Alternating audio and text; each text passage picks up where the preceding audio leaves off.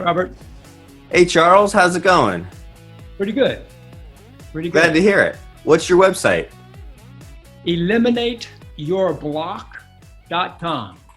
Ooh, eliminateyourblock.com. And what do we need to know about eliminateyourblock.com and about you as we're jumping into this podcast interview? I am a hypnotist, a consulting hypnotist, NLP practitioner, EFT practitioner, and I help people with everyday problems to resolve them using those tools. And I am the author of two books. One book is EFT for Meditation, and the other book is a biography of my 40 years, a memoir of my 40 years practicing meditation, and it's called Pathless Path, God, Grace, Guru.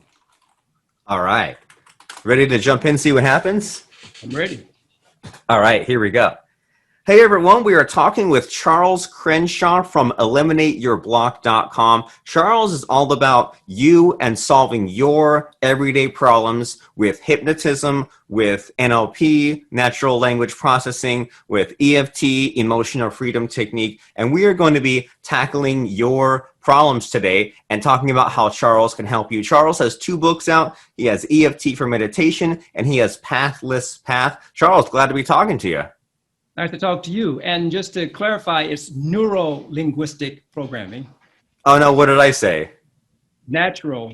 Oh, it was like the computer brain. Okay, so one more time, Neuro-Linguistic Programming. Yes. All right, so we're on the same page. And as far as this whole Neuro-Linguistic Programming thing, maybe some people have heard of it, or they have not heard of it, or maybe they have a weird understanding of what it is. So when we throw out these weird, crazy terms like Neuro-Linguistic Programming, what the heck is it, and what can it do for us?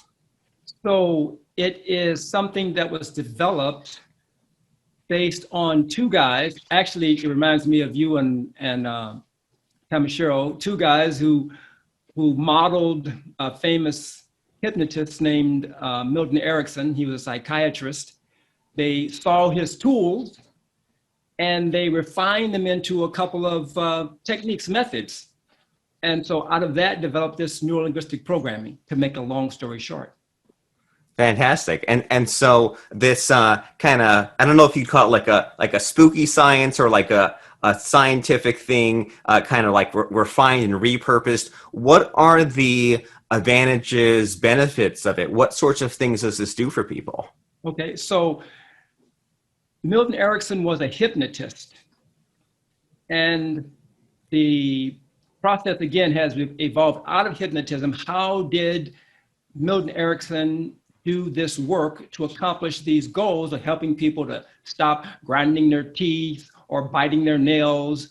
Or again, he had more, being a psychiatrist, he had more mental health issues, but a layperson like myself doesn't deal with, bipolar disorders and things of that nature. So just things everyday people are having problems with, not getting off the button and doing things, or smoking and things of that nature. So these tools, NLP, in conjunction with hypnosis, EFT, which is how I use them, as a little squad to help people solve their problems. The NLP is most fascinating because it has been most readily looked at by my mentors and things like that as little mind hacks, if you will. So you are looking at the screen now, and in the screen, if we say this is the screen of your mind, and you have ideas and habits stored in different places in the screen of your mind. And so if you know where your skill for getting something accomplished is stored in the screen of your mind, in this analogy, you can take something you are not successful with, that you want to have success with, and, if you will, borrow things from that place in the screen of your mind where you have success and attach it to that new thing you want to develop. And that's a really interesting way that NLP helps you with the brain hack to help you understand how your mind works. We all have these customary ways that we deal with things. We either hear, smell, taste, touch, etc., the senses.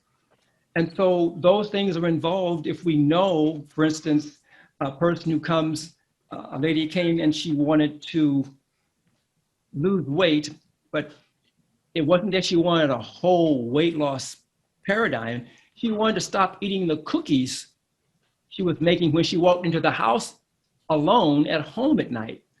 So we did a little mind hack with NLP to have her help herself. And this is the key thing, to train herself instead of zigging, then zag when you come home, okay? And in the course of a session or two, she retrained her zig to a zag, so she did not go in the house and immediately start making cookies. So these are the things that these tools like NLP can do. There are some extraordinary things. For instance, people have phobias and they think that the phobias are something that you need to go and talk to a psychologist or something like this for a long time. Well, in NLP and in EFT, emotional freedom technique, there are ways to resolve a phobia, oftentimes in one session, oftentimes in less than a half hour, and oftentimes in less time than that. And people go, it's not possible. I'm going, yeah, I've seen it, it's possible.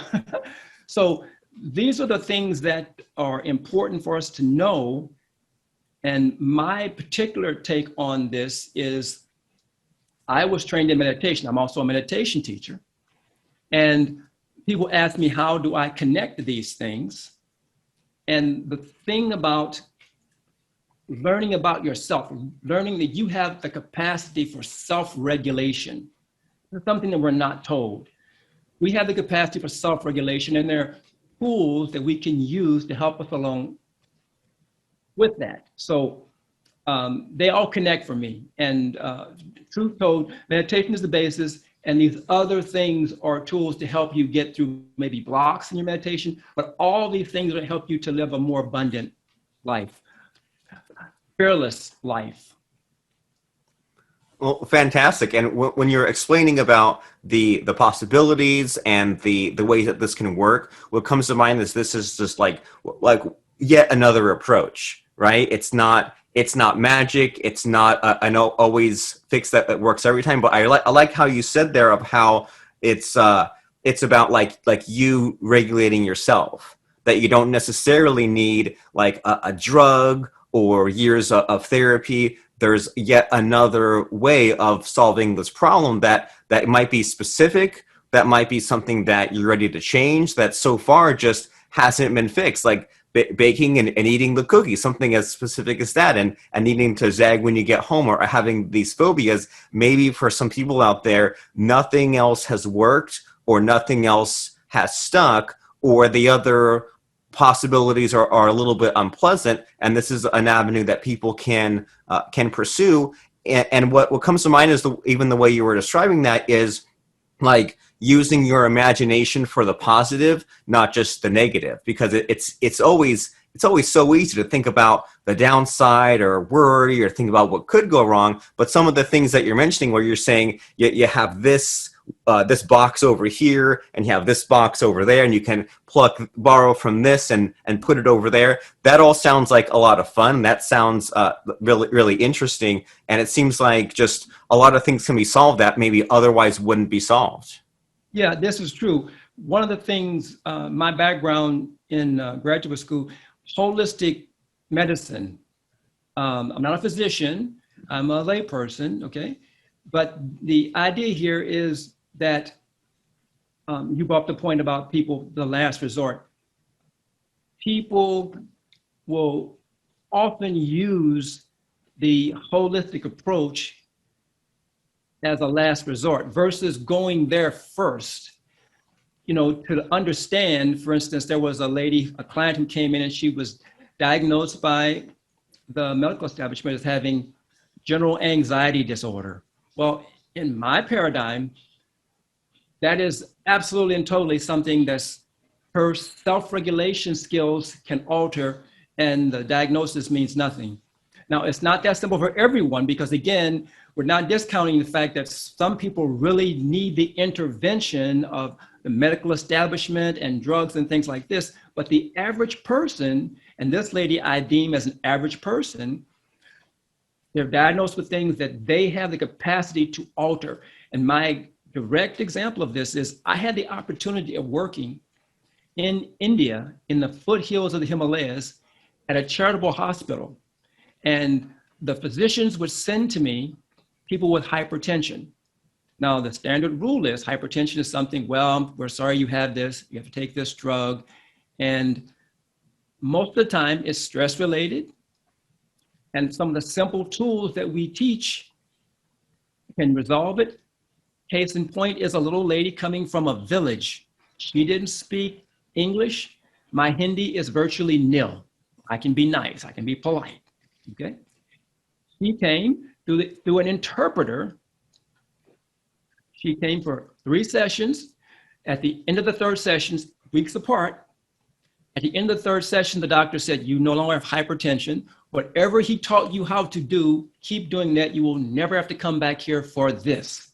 So I know, not only from objective understanding of things, but my own personal, I like to say, inside your very own laboratory, you have the capacity to do the experiments and verify the things that we say that we teach, because I don't want you to believe anything that I say.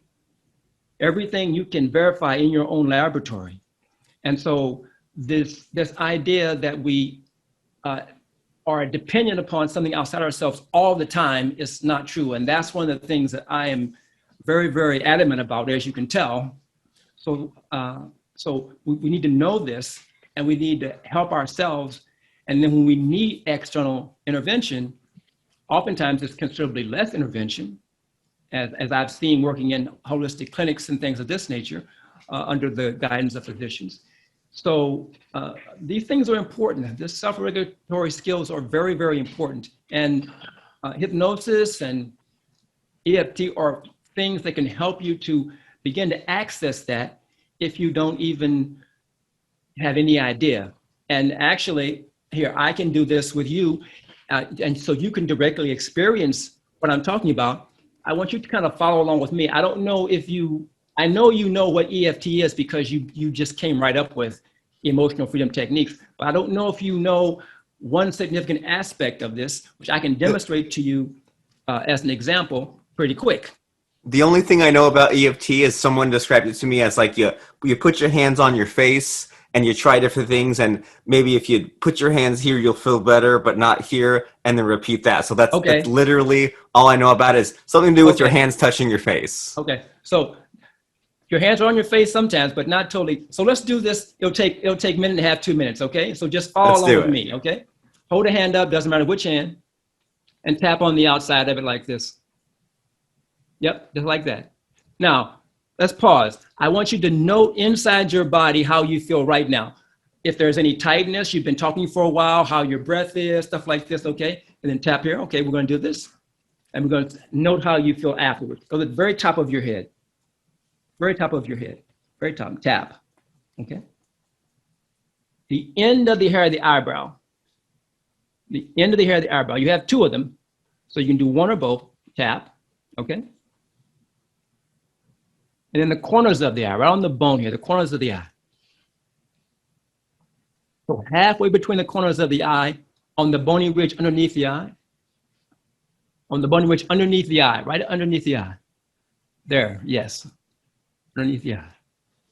Okay, underneath the nose. In the dimple between the lip and the chin. Okay, this next one, find your collarbone. Find your collarbone.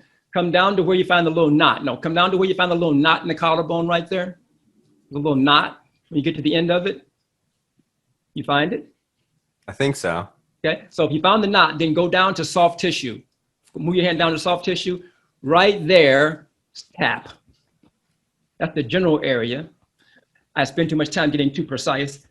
Hand underneath the arm, snug like this. Bottom edge of your hand, note where your bottom edge of your hand is. Make a little The bottom edge of your hand, pat with your fingers like this. Okay. And then fingers across your wrist. Like this, just pat. Turn the hand over. Pat. Space between the bones here in the palm of your hand. Yep, baby finger. Yep. Tap. Okay, then let's go through it one more time. Side of the hand. Side of the hand. Side, side, side, side, side. Other side. There you go. I don't know. Not that side. Not that side. This side? Okay. All right. Yeah. Top of the head. Top of the head. The end of the hair of the eyebrow. The corners of the eye. Underneath the eye, on the bony ridge, underneath the eye. Underneath your nose. And the dimple between your lip and your chin. Okay. Find that knot at your collarbone again. Come down to soft tissue and tap. That's between your first rib and your second rib, but we won't go there. You're tapping that soft tissue. And underneath the arm, snug, bottom edge of the hand, tap, pat, at the bottom edge of your hand where it was, okay? And then across the wrist, turn the hand over. Space between the bones here. Now, subjectively, how do you feel compared to how you felt before we did this silly thing? I feel about 30% happier, more energy, just perkier. Okay, so that's how you experience this phenomenon. We use this tool again in conjunction with, we know scientifically that we have lowered the cortisol rate in your body. We know that. So that could be how, and you're registering it as more joyous, et cetera, but we know scientifically we've done that. So we use these tools to help people to, as a self-regulation tool, but we use it also, there's more to it. There's a cognitive piece of it, just like with hypnosis. We use these things to help people solve their everyday problems. And they're painless tools and they're effective tools. And what makes me think of is there's so many times that we're all in when we need to be in the right state, right? When we need to do a presentation or something that requires like a lot of focus. Like sometimes I'll sit down and do a lot of programming, or like even like we're doing this kind of marathon session of podcasting. There's some days when I wish that I could just plan like 10, 15 podcast episodes in a row. I could just do all kinds of showing up, all kinds of interviews. And there's so many times when I hesitate to schedule something later in the future because I think, well, that's unpredictable. Like I'll say, well, on Wednesday I'll do this meeting, but who knows if by Wednesday I'll be in a rotten mood by then. So this seems like if we plan to like, do some of these exercises, get ourselves in state like right then, or maybe on a repeat basis leading up to something, then we can kind of show up and be our best self and follow through with our commitments, actually be excited about the thing that we were excited about 5 days ago. Right. These are tools that definitely can help you do this. There's the thing of self-hypnosis. And again, my preferred paradigm is meditation compared to self-hypnosis. But both of those things, they're using the same modalities to a point to help you to be aware of your breath and how your breath is affecting your mood and your capacity to be energetic. And you can then, with self-hypnosis, give yourself a suggestion, okay? Go put yourself in a calm state and then give yourself a suggestion to do your best. It's sort of like the idea that went along with The Secret, except there was one thing missing, in my opinion, one or two things missing in the whole secret phenomenon, because one of the things that we do in hypnosis and these things is I ask people what is it that you want out of our session? And not what you want. You have to state it as if you already have it, as if you already have achieved it. And then we work from there. We don't work from I wanna be on Robert's podcast. We work, I am on Robert's podcast. Okay, so what do we need to do to get there? What's holding you back? These are the tools that we use in conjunction. This is the platform. This is the template that we use to help accomplish the ends. And again, it's just things that average everyday people are working with. It's nothing extraordinary. You know, again, from anything from smoking, there are people who come and say, I know that things are holding me back. One of the things that's come into play recently, and not so recently, but this adverse childhood experiences, okay? If you came from a family that was broken up because of divorce, if you came from a family where now, you know, a parent is an opium addict and things of this nature, these things impact little kids. And those things, when you get older, they kind of hinder you, you know? You're trying to figure out, why am I not getting ahead? Why am I not?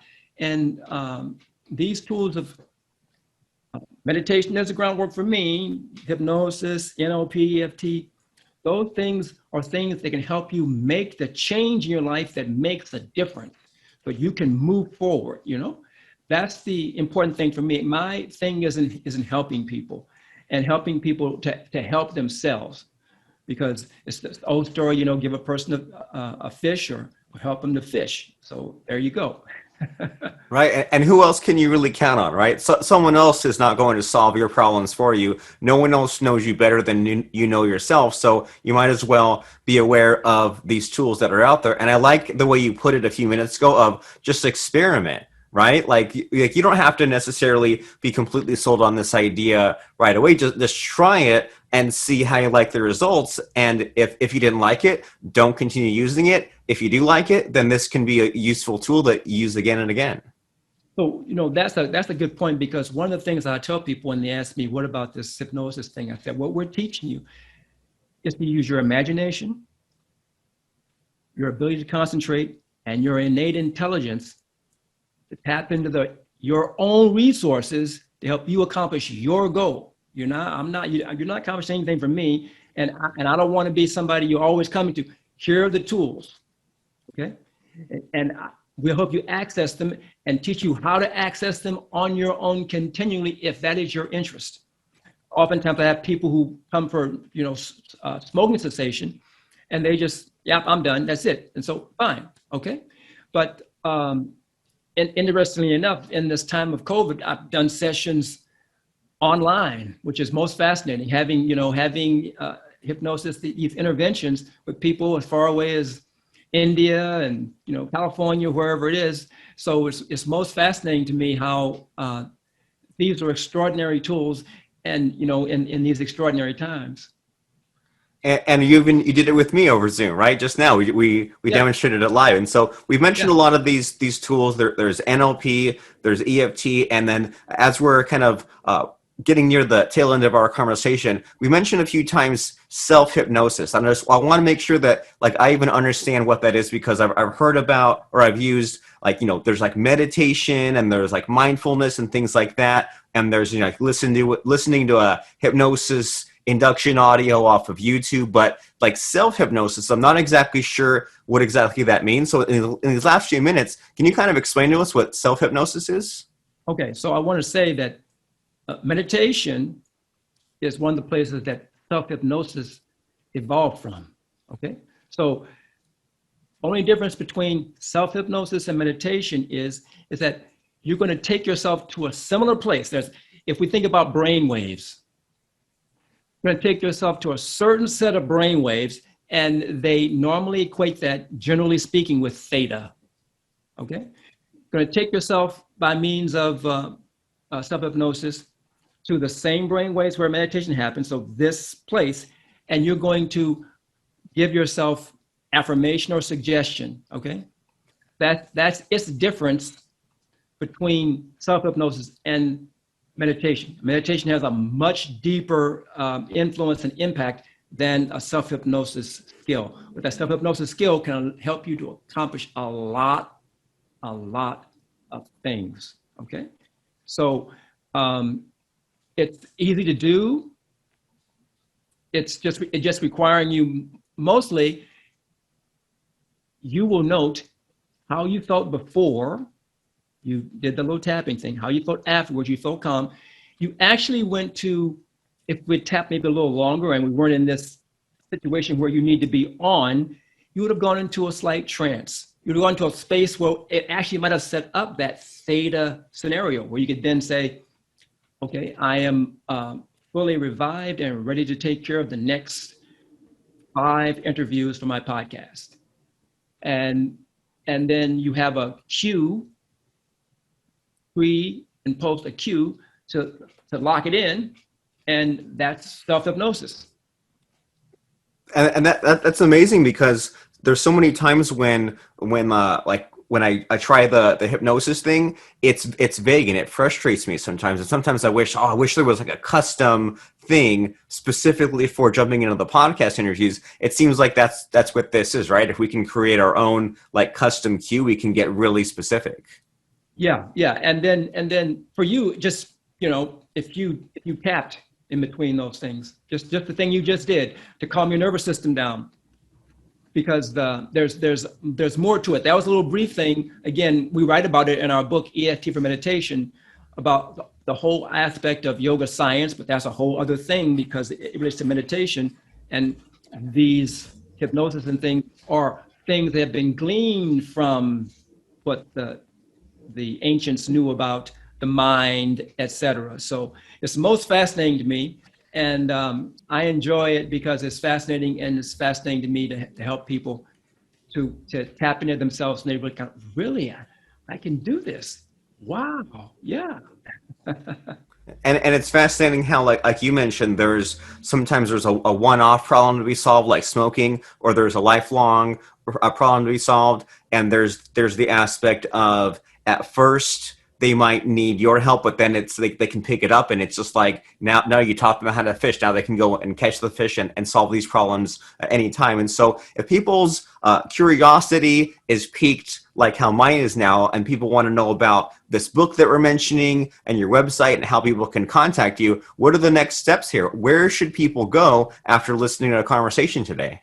So they can go to eliminateyourblog.com, and there, the most important thing is the phone number, which is 317-525-6539, because a 15-minute free consultation can let me know how we can help you, and we can do Zoom.